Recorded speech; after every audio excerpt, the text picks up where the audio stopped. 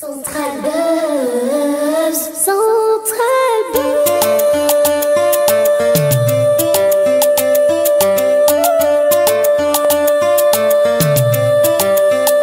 Oh yeah.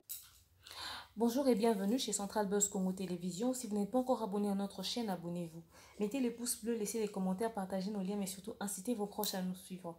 Je m'appelle Debandeng Moukou, c'était le hymne national. Maman Bobby, maman Tessé, maman Le Pango, mère chef Lakounde, actuellement appelée la procureure des médias. Au besoin, contactez-moi sur ce numéro qui est affiché là, ou encore sur le plus 243 81 37 26 458. On va parler, j'espère que vous avez lu le titre de Ndegoglo et Olangi Obakangi, mais cette émission concerne la communauté congolaise uniquement. Alors pour beaucoup de discrétion, je parlerai à 100% en lingala, très peu de français, et voilà, pour permettre à ce que moi compréhension à mon niveau na biso, parce que c'est vraiment l'homme concerné biso. Mais nazanga mon côté, comme d'habitude, je suis avec ma fille, donc de temps en temps, vous supporter Natarae, histoire de voir ce qu'elle fait, et voilà, histoire de la rassurer également. Alors, n'importe quoi que je vais pas faire d'émission tout autour de cela parce que na mon qui les moments dernièrement habité déjà etc. Alors je me suis dit que c'était juste une histoire comme ça, excusez, que ça allait passer. Mais après na moni mikolo koleka makambo ko bakisama. Mikolo koleka makambo ko bakisama. Je me suis demandé c'est quoi le problème et c'est quoi la situation na rota d'émission. Donc moi tout ça ba netka ba contre molé manetka ba zone ko enfoncer ndeko na biso vraiment plus bas que terre. Alors je me suis dit na ndenge situation ko comédie les to moni be les monyo so eleki les lo makambo ba zuzo ba ko sala so ki pe ba avocat so ki ba to fo ba zo mo ba décision mo quelconque ba ko nde ba ko memela likambango. Alors on a décidé na ya koloba bomoni to koko zala peut-être tozali mais humanisme il faut ezala au moins kulu na moka bomi mutu bazok meme na prison makala mama na ko na nsima ko ba bolimbisa azaka na ndeko na bino bote esika pasi boete bolimbisa ma bomi mutu. C'est pour dire que à un moment donné azayo makila ya bo mutu faut salaka mutu normal a ko supporter ko mona mutu esika pasité ozomona bamabe mususu emerita ba punition mususu te eza mabe mususu mutasa ezo senga fuka matia maboko likolo mususu ezo seka esenga te lelo olia te kota en chambre ke olala te obotoli téléphone ozomona et non likambo ezo senga peut-être muta kanga téléphone opinyanya kanga téléphone mais c'était longo ati maluku makolo donc au moins kaka muta yo kika pasi makasi yo esali oka bien bomoto eke wapi. Et surtout quand je réalise que dans cette histoire, tous les deux camps ont une part de responsabilité dans makambo et komi. Et ça n'a sonné la façon de régler les problèmes. Les gens n'ont pas la notion de régler les problèmes à l'amiable parce que l'obito y habité. Na mokilo to le cannabisot. Soni tinde to webison so bato lo balelo na bato bateme bakende parquet. Na biso bato tika na so banda to za hotel en internet. Na bazuzo faut pas se décider ndeka to vandi boy yeso ngwa yina ye donc asi problème na bolandela ngo susu ndeka to vandi boy lobi to la muki na biso pete muki les zindi na mai lokola ya époque Noé bokasi likamwana bo régler ngo susu. Alors lokwa to bi ke lobi to kokuta na li susu pour ni kotia na ba condition mabe pour ni kotia ba bisika pasi bon mutu faut salaka demain à l'objet mais il y a ça qui est mission contre oui je garde cette position là, je suis contre les insultes, les clashs, les bêtises qui se passent sur YouTube, je suis contre cela, mais il suffit de parler, non? Mokili écoute ça mina liloba mokili salamina liloba, que la lumière soit, la lumière fut. Pourquoi le parler ne suffit plus pour régler les problèmes? Pourquoi Pourquoi parler ne suffit plus pour régler les problèmes? Bato bakomika na besoin ya mona ka mutu nesika pasi. Bato bakomika na besoin mona bato esika pasi. Likambo so esami na internet faut kaka to leka nango na mibeko. To leka nango na bazuzi. To koma nango na boloko ye fola la kana makala bomoto eke wapi to banda non na likambo oyo toke epai tozongi epai toza bato ntango Glo azala kofinga ndeko azalaki liboma abimika na ndako na atie parfum bandi ofinga ntango ye asalaki yango bazongisaki ete parce que toyebi ke kofinga ebandaki na Glo ya te ebandaki na ndeko mobali so ndeko mobali ntango ademaraki ndeko mwasi atali nga na makasi obete te nga mpe nazongiseli kaka na maloba et soki asatalaki na patron na ye c'est parce que nga na régla baproblème nga nasala makambo na patron na yo et puis lokola patron na yo na émission moko yo mamunoko oloba mingi esumu kaka to rasage na makambo tokoba lelo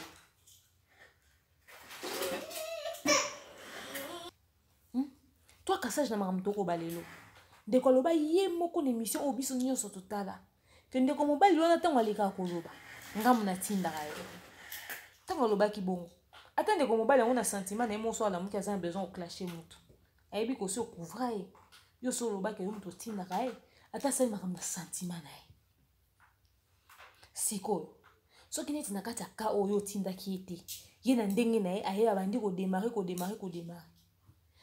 en tant que mokolo efa kobenga orégler problème wana l'amiable est-ce que fai kaka kokangisa parce que ndeko Glo ya pa azalaki na possibilité okangisa po epe bafingaki baternir image na ye kibo mwasi na ye babiloko babimiselaki na kati ya bamafinga wana c'est avec beaucoup d'humiliation akoko ozala pe en couple na mutu aza na famille bato nyonso bakota nde bakofinga ye lolenge wana vraiment alebi bino nde bapesi bino monopole ya kobanda koke kokangisa bato boyebi bamusicien bakana mwa bato na bango baleka baya kolobela bango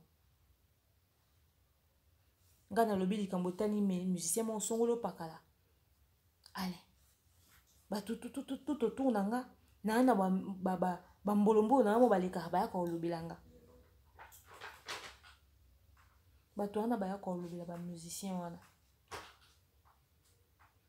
baya koloba na kombo na bino na volonté na bango moko parce que soki oza d'accord te ya mutu mwa waya kofinga bato baofinga na kombo no te ndenge ndeko artiste moko mpona kotanga kombo te asi aloba nga natindaka bato bafinga te okomona mutu te ya orchestre na ye aleki kofinga mutu ya orchestre na ye alekaka te bato nyonso baleka baya kosala kodefendre kaka kokumisa kifanatisme na bango baka ya orchestre na ye te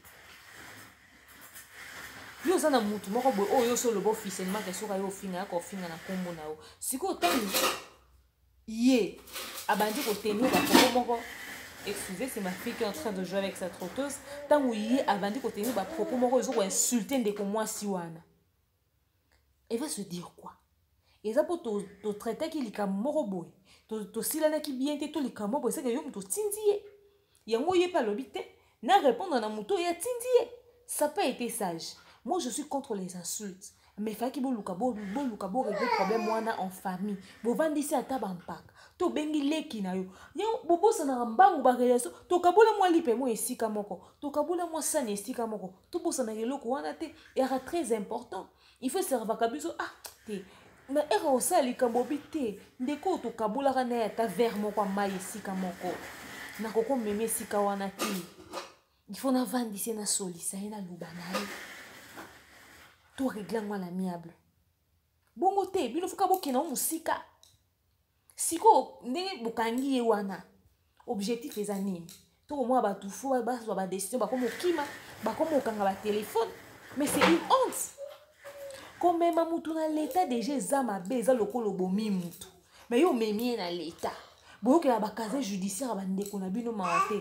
Boyo bi ba musique ba chroniqueur o nyonso bakangisaka bango na ba musicien peut-être même que ba na raison ba musicien ba na temps mais bakangisi bango bobi ke bazongisaka bino ascenseur te po ba na suffisamment de moyens te babi ke bino ba relation eza ya makasi parce que ndiko Glo ayebi bafinga ke basalisaki réputation na ye pe ndenge aza na lokola nazokomona baavocat bakolobele akoko tinda pe batu na ye wana bakende pe porter plainte contre la personne qui l'a insulté et que cette personne vienne s'expliquer en disant qui lui a réellement envoyé. Il n'y a pas quoi ça la bonne route. Il y a pas tant wazako bazako finge pe faka kangisa. bango bazanga ba relation donc nde tozo baboye likambo ndeko glo ya ndenge ezokende na ndenge ezokoma okomwa pe que motema mabe que y a une main noire bato bakosala ke ndeko akende ka musika et na bato bakokoma na ba commentaire akende asala ata 3 mois na makala mpona problème nini ye nde bafingi ye te ye nde azalaki sali te bapropos batenaki wana contre ye bahonoraki ye naza contre bainsulte na langage na ye facile à nango en tout cas je suis contre ça mais à un moment donné namoni ndeko grâce te mo aye kodéfendre ndeko na ye kokota ndeko na abi c'est vrai asalaki mabe bopunir ye koki boli bosala esu nini comment est-ce que bino bamemi mutu akangisi mutu akokoma esika ya kosamba te il faut bazuzi balande na ndako esalama wapi esalama wapi CPI existe quand tout le monde papa Jean-Pierre Mbemba bakendaki ba CPI wana akose déplacer sika za akomiti sika ake osamba bato minene ba oke osamba se déplacer mutu wana za nani oke il faut bakende verrier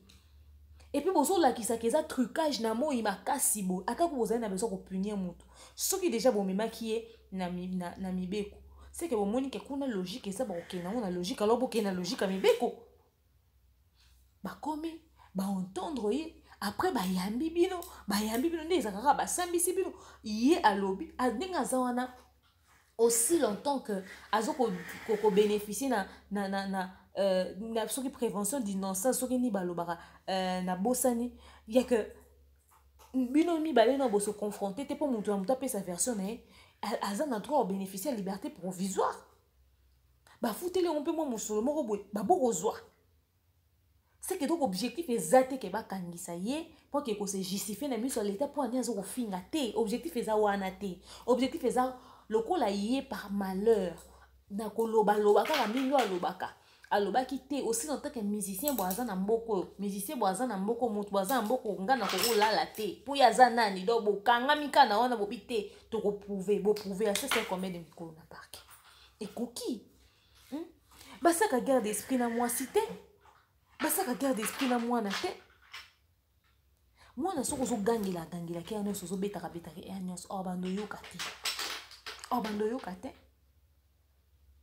faut lakisa ki maturité ki mobali na sans responsabilité botikela bato mibeko bamema likambo bozolakisaka ke botruke ki ya une main noire ke bomemi bokotisi bamagui moko boye akanga telefone akima bokomo osenga na kosenga ke mpona nini ake kolala na makala te mpona nini ake kolala na makala yango bakenda yango kaka boye et c'est pas à vous de décider vous êtes en train de montrer vraiment clairement comme ça que la chose est truquée la chose est manipulée atako toza contre l'insulte na ye yango quand même logique pe faut ezala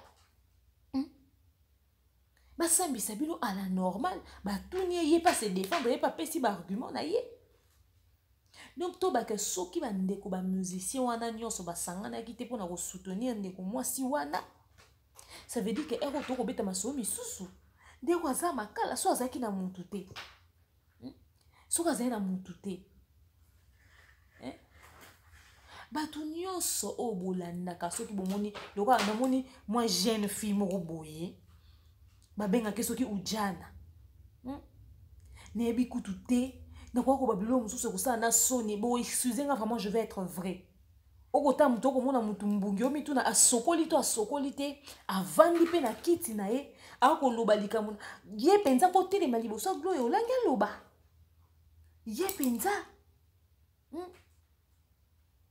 ale boyaka wana koluka baproblème allez te kokoma bakanga bino bamema bino quelque part et c'est vous pensez que tout le monde a la chance que gloire ya yo kozana bamise minene bo bateli pe bavocat bazotindele pe bambongo badéfendre c'est que c'est une fille bosseuse c'est qu'au-delà de sa langue peut-être pendue nenga lobaka na wana c'est une bonne personne et puis nakata makambo azobana za ko se défendre quand elle fait ses émissions elle n'insulte pas elle fait ses émissions elle parle elle dit ce qu'elle a dit et puis elle n'a pas insulté la terre entière je suis désolée.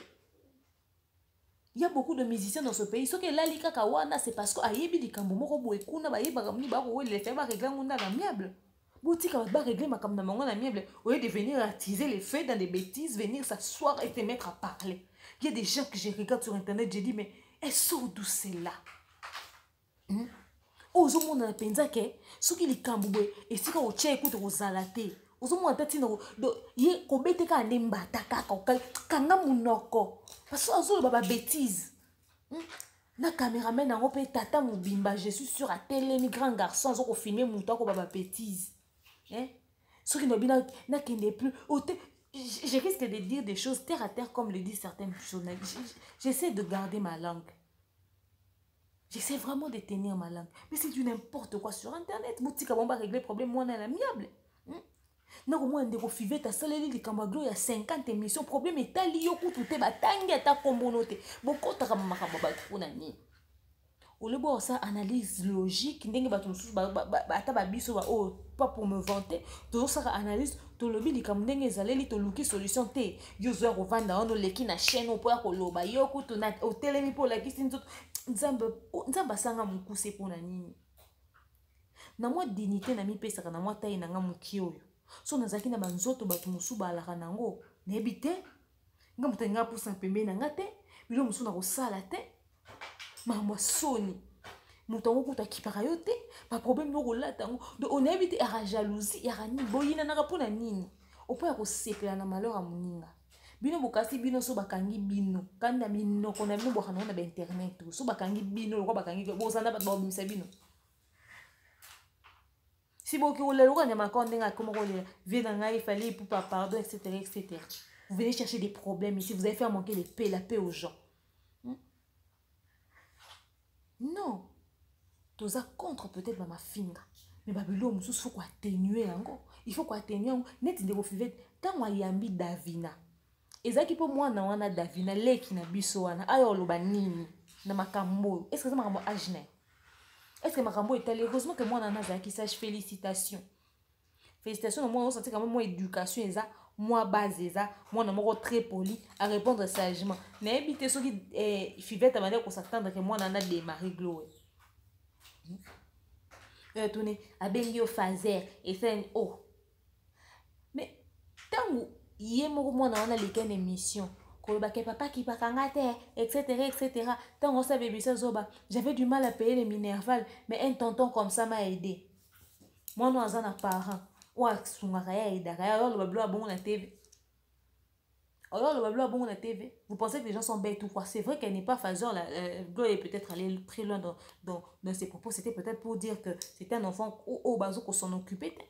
Et puis, na ba propos na étant en zoba kenda rokende université, na zana ba soutenir nga. Muto azana parent ou a foutre la Minerval ba ke ba soutenir nga. C'est nga ba papa na nga au foutre la Minerval. Elle-même elle est en train de dire des choses, elle fait passer des messages aux gens et ce sont ces messages là qu'elle fait passer aux gens indirectement de ça là que ba tout banda au démarrer, ba traiter des phaseurs, ba traiter de tout ça. Yo quand c'est aux gens qui moi na no vandisi na qui pour ça ces émissions za qui sage. Si quand na 4 émissions nanda couler. À cause de son carte bêtise. Les propos qu'elle a tenus, ça voulait dire quoi? Qu'on s'en occupe pas.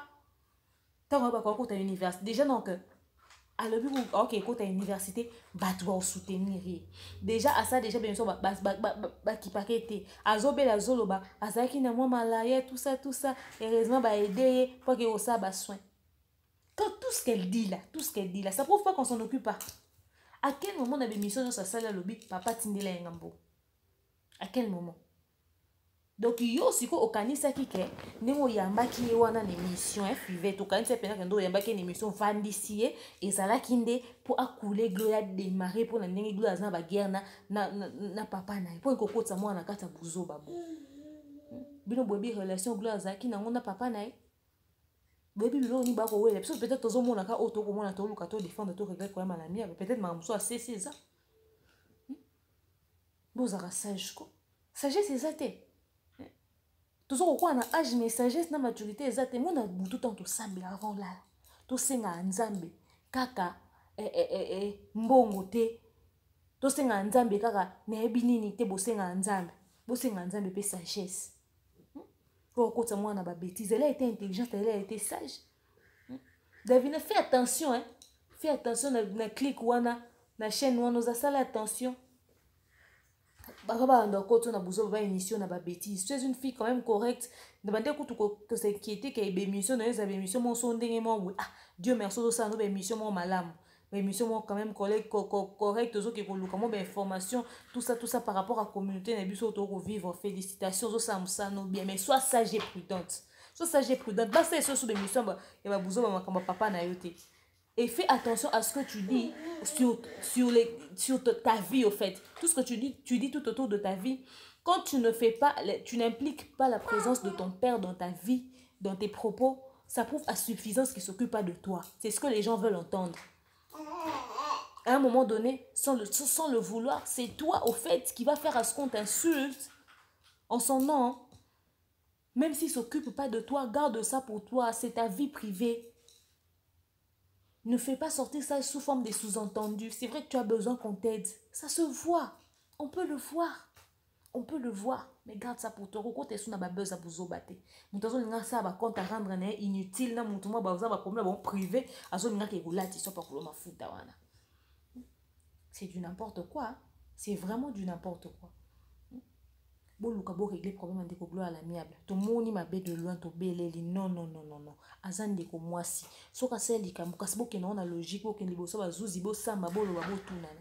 So qu'il faut oh, asenga pardon, faut pas que ne so que pas que ça vidéo senga pardon. Mon pardon, ba force ngo mututi. Mututi ngo sengo pardon, faut uta na sa mutema. So uti na sa mutema te ça sert à rien. Pour forcer mutu pardon? Non.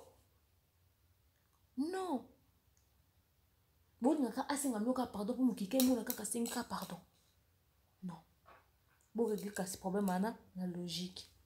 Pour atta sengi pardon, quand on peut non bon emballage sur le roi nyama encore sengi pardon to ba bimisi akomi na retirer pardon nanga.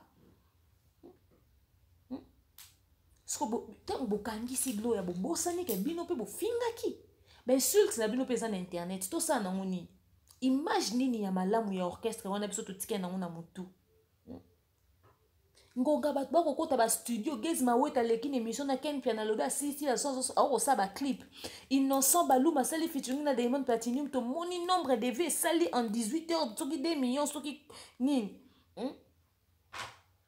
na Karine Mokonzi kuta za musicien ta sali nzembu tala ba vie leki wa o biso to koza yango wana to zende yango wana to koza ba biloko te ba fitité ba banalité o te. Bon régler problème mwana ya amiable. Bon le mwa mutema mabe na kata makambo. Soki bozo ko se reconnaître que bino pe bofinga qui à un moment donné. Alors retirer cette histoire là, régler ça amiable. Vous azan de que moi si azan a besoin de soutien. Bande ko ba journaliste internet. Bino nyonso bofinga ka. Ya lelo lali ya Gloria. Olo abanda ko tchole na be mission. Boluka o soutenir moninga bo intervenir. Bolinga pe ke bino so ekomeli bino. Bakumba to akota no bazal. Et puis abo ko pesa neti ba leçon de morale na Gloria. Obo moni ma fanyenye ba leçon de morale bonga bo pesa vous faites les mêmes choses. Arrêtez aussi de faire ça. Vous faites les mêmes choses. Et peut-être même pire. Je vois des grâce mbizi ozana mwana bébé nzambe. Yesu. Wana mwana bébé. Ten o talete. Il faut que yo kota na ba bêtise. Yo na Brazzaville ba mission ba raté. Yo ka Kinshasa. Donc ici on a bon virabi so bon viable so na niveau ana. Pour nous ko fingi sa ba Brazzaville on so bo. Oyo ba tumusu nzambe so apesa ba onkaka. Boté le kwa ba mama Mida. Boté le kwa ya bana JB. Boté le kwa ya bana Wera. Nzambe so apesa bato musu kaka bote na banzoto kitoko soki na bandenge nini kaka lokwa ba mama Mida lokwa ba novela so ba fi ba novela so ba fi ma Nigeria ba Jackie Ape soki ba nani ndeto mera maite ndeto kufa oko mona muto ko finga bato mutali olobi est-ce que mi yebi est-ce que yeba ko finga sko yo busy tango ko finga ya ba mama ya bato yo mwana abimeli wapi o kaka no sonite o la tipe sonde mo bodo nebite onde bu sisanga donc bu katanga souffle nebite o ya pasi za que bana internet ba moi ba bêtise maman moi auto bota azana na wale ngai na komi ko chata moi maquillage boye. Na vu tenter à retirer moi maquillage boye na fandi pe na lati moi bien habillé ata 1 heure de temps libanda na zongi parce que ma fille va avoir 1 année bientôt. Elle a maintenant une nounou qui s'occupe d'elle. J'en profite pour faire 2-3 choses à côté. Mais pendant 1 heure. Mais je fais pas des bêtises moi. on a walé. On a nos amis qui et toi, tu te tapes le luxe de venir faire des bêtises sur Internet. Faut avoir honte. Faut avoir honte. Allez, tendresse, ça veut dire qu'on filme, qu'on a ce qui est pas. Tendresse, c'est un taliboma. Elle ne sait pas se justifier. Yo, ma ramba faire une glose au côté italien. Ça te regarde en quoi?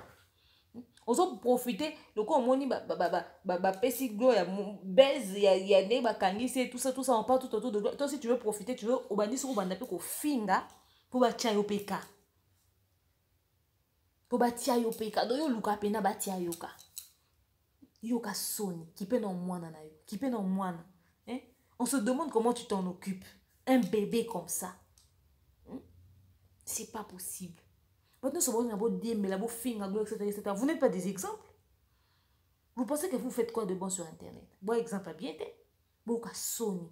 En tout cas, félicitations à Gasté Molaxi, qu'on a un numéro sincère, qu'on bunde la camarade, merci de soutenir merci beaucoup pour soutenir.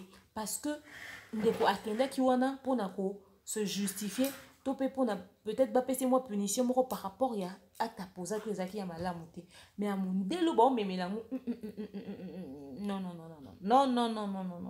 tout le côté ba droit de la femme banda pour intervenir na ba makamu c'est pas normal bande ko bazuzu wana boko finisa mboka na biso président Fatia sa lobi makambo belé pour na moralité mboko asema makambo belé pour na droit ya mboko alors makambo belé lobo ti ko finisa mboka na biso bo sa makambo na droiture abomité à une adresse fixe. Ok, ce pour passer liberté provisoire, vous régler les problèmes à l'amiable. Et après, de vous appeler ce kabimi, de vous Frank Stema et ça employé na yo. Au PCP conseil à changer. Et puis nous peut bateau pour faire un minor pour vous ça ba conseil mais vous finga. Ce qui les kambugla ça les ma bébé changer. Vous peut ça me tout conseil na ma finga na quatre émissions. Comme si vous étiez des bons exemples. N'importe quoi. Mais franchement, Internet est pourri, hein. Avec ça, on se dit journaliste. On ne peut pas la dire propre à la bêtise na télé. En tout cas, nous sommes de cœur avec toi, Gloria Olang. Nous sommes de cœur avec toi. Nous sommes à fond avec toi. Nous sommes à fond avec toi. Beaucoup de courage à toi. Beaucoup de courage à toi. Tu t'étais défendu parce qu'on t'avait aussi insulté. Ça, on comprend. Quoique la manière de faire n'était pas bonne. Mais tu ne mérites pas ce traitement-là. Donc, on doit régler ce problème-là à l'amiable. Je vous dis que je vous aime énormément. Je sais que cet élément a été peut-être la plus... vraiment très long par rapport à toutes les émissions que j'ai eu à faire. Vraiment, franchement, j'avais beaucoup à dire et je me limite là parce qu'il y a tellement trop d'antivaleurs et des gens qui ne comprennent pas. On est dans un problème, eux, ils veulent créer un autre problème. En tout cas, vraiment, je suis de cœur avec toi, Gloria Olangi. Si je pouvais un bébé, j'allais aussi être là parmi toutes ces personnes qui sont en train de vouloir savoir et moi, pression et ça l'a bien. Moi, pression les autres, ça l'a bien. Vraiment, de cœur avec toi, à fond avec toi, on est ensemble. Pour s'abonner à la chaîne, pour partager ma lien à l'émission. Salutations à toute la grande équipe de Central Buzz Congo Télévision que je n'ai pas pu citer dans cet élément. Vraiment, je vous porte dans mon cœur. J'espère que j'ai quand même une minute pour faire des dédicaces. Voilà, je sais Bagwabi de Branda la Côte Diva plus mon boss. Tonton Penel Papingo de Zozo Dogbe, Freddy Tombaloba papa de Seri Kasike la baba maman, à tout seigneur tout honneur le Kinga Kain Boss Mobutu, ma Deborah Kamanda, ma Francine Bompeti, Lisa Kalafai, Yasmine Vita, vous êtes tellement nombreux, il y en a tellement, maman Néné, Yo-Yo, Negra, vous êtes tellement nombreux, je vous porte vraiment dans mon cœur. Toute la grande équipe de la demeure team. Contactez-moi sur le numéro qui est affiché au tout début et à la fin. Je vous dis que je vous aime énormément. Bisous, bye. Central Buzz, Central